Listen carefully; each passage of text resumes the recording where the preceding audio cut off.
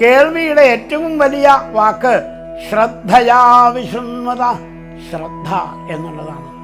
ശ്രദ്ധ എന്ന ഏകാഗ്രതയ്ക്ക് ഭാഗവതം പറയുന്ന ആ വ്യാഖ്യാനം 2 തരാണ്. ഒന്ന്, നമ്മൾ ഇന്നൊക്കെ പറയണ കോൺസെൻട്രേഷൻ, ശ്രദ്ധ. അതുപോരാ, ശ്രദ്ധ എന്നുള്ളതിന് ഒരു പടി കൂടി ഉയർന്ന വ്യാഖ്യാനമുണ്ട്.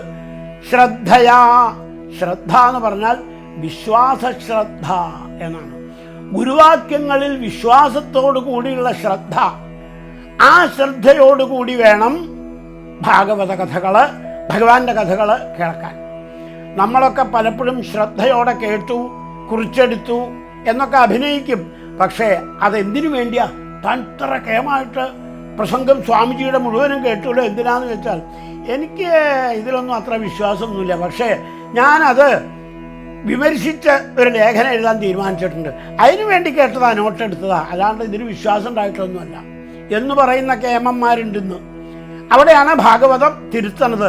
ശ്രദ്ധയാ വിശൃണ്വത, ശ്രദ്ധയോടുകൂടി വിശേഷേണ കേൾക്കുന്ന ഒരു സ്വഭാവം നിങ്ങൾക്കുണ്ടോ? ശ്രവണം, അതാണ് യഥാർത്ഥത്തിലുള്ള ശ്രവണം, യഥാർത്ഥത്തിലുള്ള കേൾക്കല്. നമുക്കിന്ന് അതെവിടെയോ നഷ്ടപ്പെട്ടു പോയി. നിത്യവും ഭാഗവത ഗംഗ കാണുക നിങ്ങളുടെ ജനം ടിവിയിൽ ഫെബ്രുവരി 9 മുതൽ. എല്ലാ ദിവസവും രാവിലെ 6:10 മുതൽ 6:30 വരെ. സാക്ഷാത്കാരം റാഫി ജെ ചാഴൂർ, 9400124048. പ്രചരിപ്പിക്കുക, ധന്യരാവുക. ഹരേ കൃഷ്ണ.